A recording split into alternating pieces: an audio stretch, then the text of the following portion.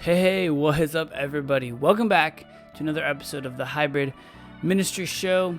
I am with you, as always, as your host, Nick Clayson. Excited and thrilled to be with you on this episode. And in this episode, I want to give you my updated church social media posting strategy for 2023. I will link in the show notes, if you've been around any length of time, my ultimate church social media posting strategy. And I gave that back, I believe, around Christmas time in 2022. And so here we are. It's May or June, depending on when you're catching this, or maybe even later if you're watching back through the archives or listening back to the archives. But now I want to just give an update and say, hey, here's what I have been doing, here's where I have been, and here's what I now know, and here's the direction that I am now gonna go. So tune in for that. But before we do, if you haven't already figured out, we are on YouTube, so join us over there. Give us a like, a subscribe, all that stuff super duper helps with the algorithm, and we would super appreciate it if any of those things were available or a thing that you could do for us. If you're in a podcast catcher, subscribe so that you get this episode for free. It will automatically download, automatically show up in your feed every single Thursday morning at 4 a.m. when these things drop. And a rating or a review either on Apple Podcasts, on YouTube Podcasts, any of those places, Spotify. We are all those places. So we would welcome a rating or a review. It really helps with the algorithm. And I believe in this message. I hope that if you're listening that you too also believe in this message. And if you are finding it helpful, getting that word out there in some way just by helping us give it a rating, that helps other people find this show. That helps other people attach to the mission, message of what hybrid ministry is all about. If you're new, you know what we're essentially saying is this is not all about digital ministry, though there is a lot of elements of digital ministry in here. And this is not all about in-person ministry. What this really is this is a melding of the two, and it's helping kind of fuse where the road meets between just in person or just online or just in digital. And so that's why we're calling it hybrid. It's a both and sort of experience. That being said, most churches are really good with their in-person experiences, and they may not be as good with some of their hybrid experiences. And it could be streaming your service. That could be what a hybrid experience is. That's what most churches do. That's what most of their online or digital strategy is. Like, well, we stream the service. COVID forced us to buy a camera, stick it in the back of the room, and stream the service. And that's all well and good. And if you're doing that, I recommend continue doing it. But there are many more ways, I think, to enter into that space and to offer more than just your Sunday morning experience to your church members, your church attenders, and your prospective people. So again, thank you for joining us. One of the major players right now in 2023, and this will still bear itself out, and you're about to see and hear in my updated church media posting strategy in 2023, is short-form vertical-based video. And I have created for you a 100% free ebook. I would love for you to click the link in the show notes and head there and download your very own copy of it. It's just a way for you or a church social media manager or an intern or a college student to grab a phone and start creating TikToks completely free and from scratch. It is an ebook that we created step by step, walking you through. It's titled, Have I Already Ruined My Church TikTok Account? And we would just love for you to check that out and use it, and hopefully that will be to your benefit and your advantage as you're trying to lean into more and more of the hybrid space here in 2023 in an effort to reach Gen Z and millennials and beyond. So again, without any further ado, glad you're here. Thanks for joining us. Let's dive in to my updated church social media posting strategy in 2023. Let's go. Today was May 7th, 2023. That's the day I finally shifted my strategy from before. So a little bit of historical context so that you understand. Like I said, if you want to go back and listen, drop the link to that in the show notes. Check that out. But I have been posting 3 short-form vertical video-based content pieces every single day for 5 days a week. The reason I choose the 5 days a week thing is because I'm attempting to have rhythm and rest and a Sabbath and a weekend. And so I don't post on Friday and Saturday. As a member of church staff, Sunday is for sure a working day, right? And so therefore I choose Friday and Saturday as my 2 days off. It works pretty well. So I post Sunday, Monday, Tuesday, Wednesday, Thursday. That's really the rhyme or reason. It works well with my schedule. And I would recommend that. Like, I would recommend not overdoing it on your days off, because the reality of social media is relentless. It is a never-ending beast, and it is always hungry. And so the more that you give to it, the more it's going to want and the more it's going to need. And so unless you have boundaries, there is really no stopping to it. And so it's up to you to create the boundaries to stay healthy, to stay in a spot that is going to keep you mentally strong, and all those types of things. So anyway, I've been posting 3 times a day, 5 days a week, and I just now shifted down, and this is my new strategy. It's not earth-shattering, and it's not a big shift, okay? I've shifted down from 3 a day to 2 a day. So let's talk about what caused and what brought me to that shift. It's multifaceted. There are 2 main points, and in the next couple sections, I'm going to break down point number 1. I'm going to break down point number 2. But all of this is, while it's not monumental, it is a slight shift. And so if you have been following my recommended strategy, I will explain why. I still think that there's benefit and merit to the 3 posts a day versus maybe the 2 posts a day. That is honestly ultimately going to be up to you and up to your call. But before we do that, let me dive into my 2-pronged reason for shifting from 3 a day to 2 a day. Let's go.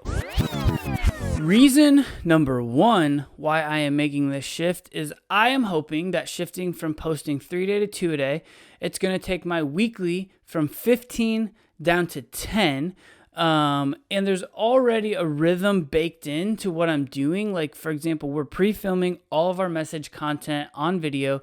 And so out of that, I pull 3 shorts, 3 TikToks every single week that are short message clips. Brady Shear and the people at Nucleus call it social sermons.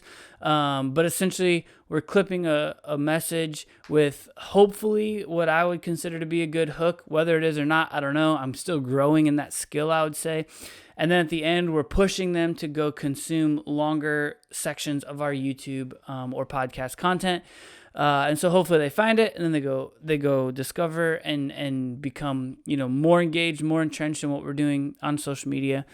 Anyway, all that to be said, right? Like, I am trying to, so there's 3 right there. Okay. So out of my 10, now I already have 3. I only have to come up with 7 more. And so ultimately I'm trying to shift, creating quantity content to quality content. Now, I have not been trying to produce crap. Like, that's not been my goal, right? By any means. Like, I'm trying to do good work. I'm trying to be thoughtful. I'm trying to be creative. But there's just something about 3 a day that just feels relentless. And yesterday, May 7th was actually and that May 7th, as of this recording, this will drop multiple weeks later. But May 7th, when I first posted this, like, that was my very first day of posting only 2 a day. And it felt different. Like, I don't know, you might think, like, what are you talking about? Like, it's only 1 different. Like, I know, but there's something about it. It just did. And the illustration that I would make is I'm trying to produce really good quality content now. Like, part of the quantity has been a little bit of an antiquated, I think, algorithm thing. And by antiquated, I mean like a couple months ago in social media land, that's antiquated. You had to show up a lot, and you had to show up frequently, you had to show up often. And if you can do 3 a day, if you can do quality content multiple times a day, you should. And I would still 100% recommend it. But I just know my personal margin was not really allowing that anymore. I was struggling with coming up with good ideas. And in one of my original iterations of our plan, I've told you before, I work as a youth pastor. I'm on a team. I'm one of 3 on our team. I have a director. There's me. I'm like the social media guru. And then we have another associate on our team, and she's a female. And so the 2 of them, I dished out some social media stuff early on. Like, hey, you take 3 and you take 3 and I'll take the remainder. And they both struggled with it for different reasons. And And so I pulled us back together and I said, what if we filmed some stuff together? We got all of us on camera at the same time instead of it just being like my talking head, then your talking head, then your turn for your talking head. And they loved that idea. It was easier for them, but that dumped a lot more of the editing load back on my plate. And so as a result of that, that's why I'm making this shift. The other thing is you're in grow mode, I think, when you're starting from scratch and you're doing a lot a day. We've grown a lot. Go back to the last episode. I'll link it in the show notes. I give you my progress report. We have a fair bit of followers. We have a fair bit of subscribers in all 4 of the places. And so I think we've established ourselves. So now I want to start creating really good content, because that is the other thing that the recent TikTok algorithm has made very clear, is that like they are now going for good, solid, quality content. It's not just about hopping on a trend or a sound. And if you're on that sound, you can ride that wave to a lot of views, a lot of subscribers. Like, that just doesn't work anymore. I mean, and you saw that borne out in some of my most recent like deep dives into analytics, is that like we're not catching those waves the way that we were hoping that we would. And so therefore we have to not just try to rely on good CapCut templates or good trending sounds and funny dances. We have to actually create quality content that people are going to want to see, watch, and consume. That's going to be the path forward. And so to do that, I'm trying to pull back the number of posts I do a day so that I can spend more time on quality content.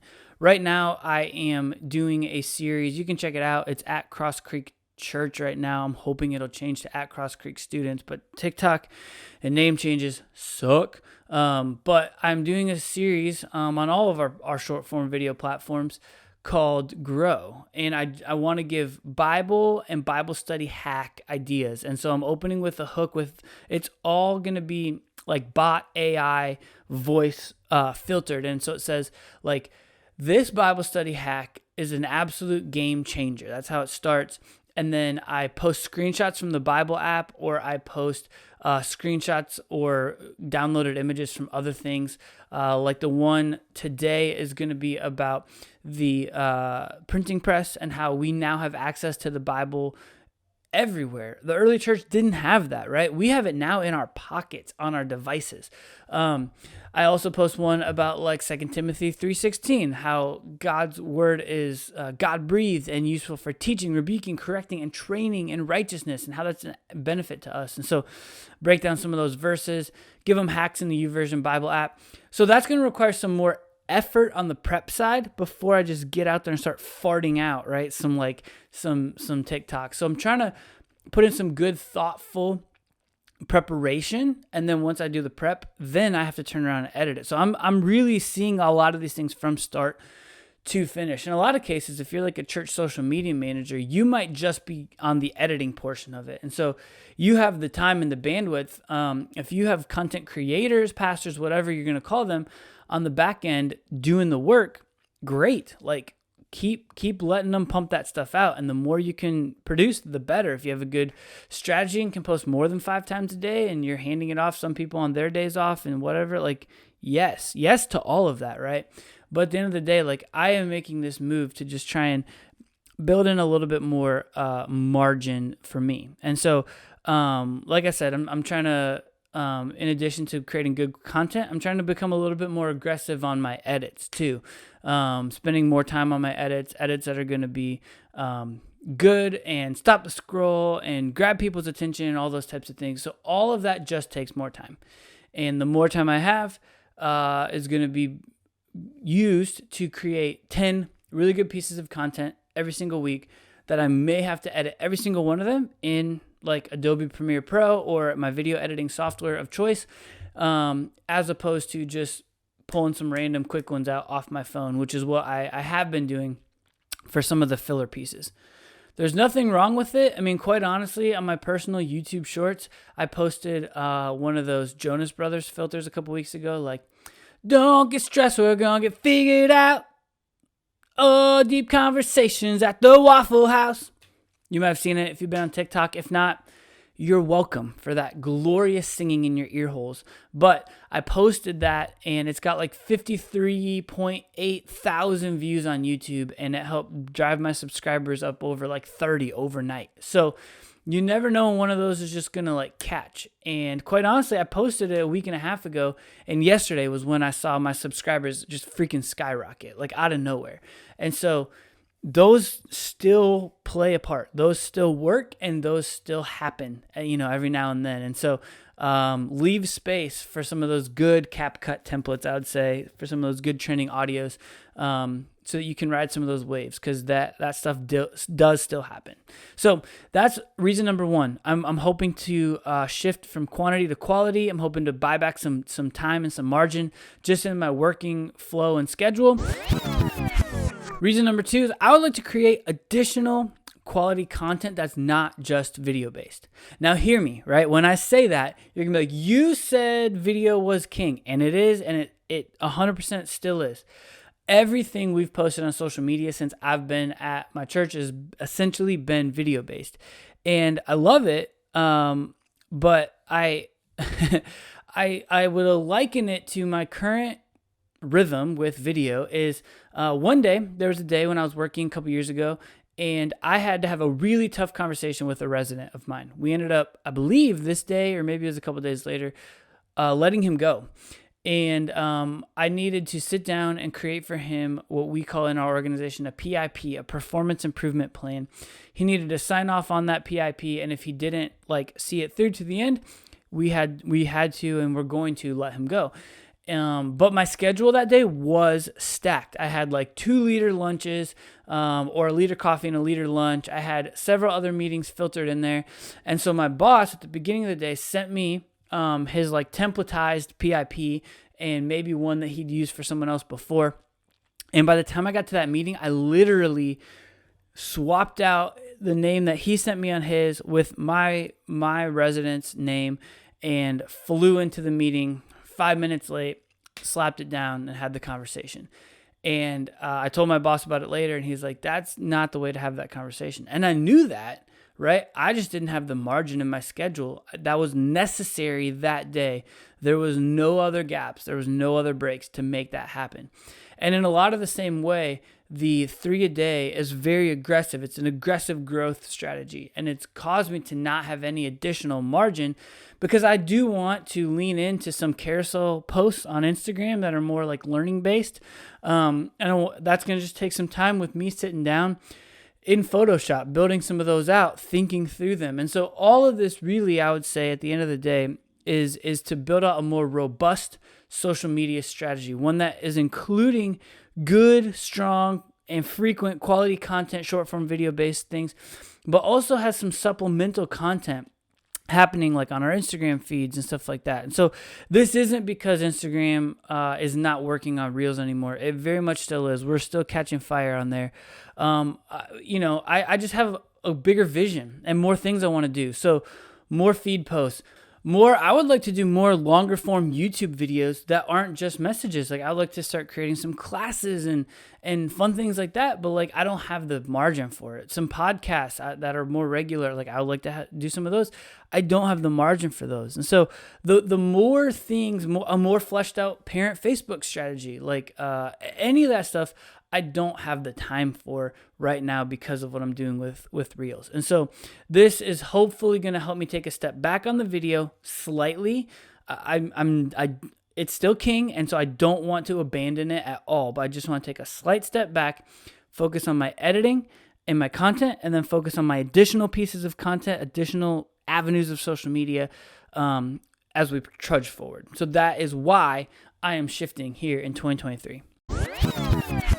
So ultimately, in conclusion, this is a margin move for me. I gave it a fair shake, an 8 to 9 month runway. We evaluated it. We've done that in recent episodes. We took a couple accounts from zero and complete scratch to where they are today. And that the aggressive 3 times a day vertical video posting strategy helped get us there.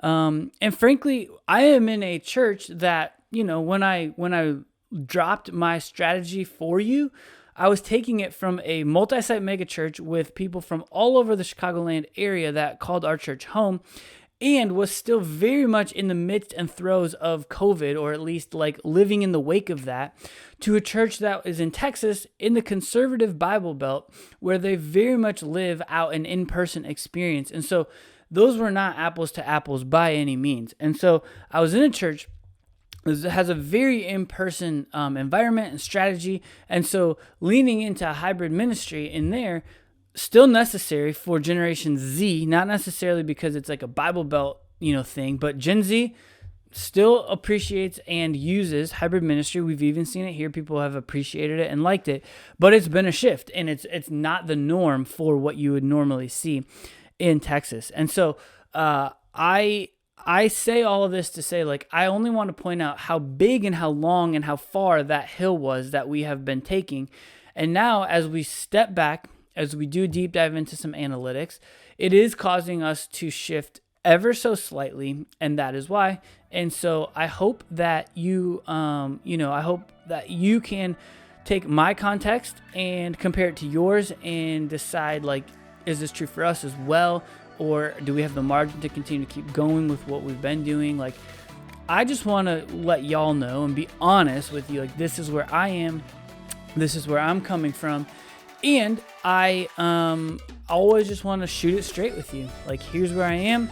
Here's where I'm coming from, and here's how it's going. And I will always do that, and I will never fabricate or lie or say one thing's going better than another. Like, this is just what it is and how it is, and this is where we are today as it stands. And so when I make another shift, you guys will be the first to hear about it, because I love to workshop it. And part of the reason why is y'all help give me a community for me to, like, filter out some of my thoughts. I'll make shifts, but, like, sitting down to prep this podcast helped me figure out these are my two main reasons why I'm making this shift. And that makes me more articulate in my job or with my boss or whatever the case might be. So I appreciate it. It's cathartic for me. I hope it's helpful for you. If it is, please drop us a rating, a review, all those things. Grab the free ebook that will subscribe you to our email newsletter list.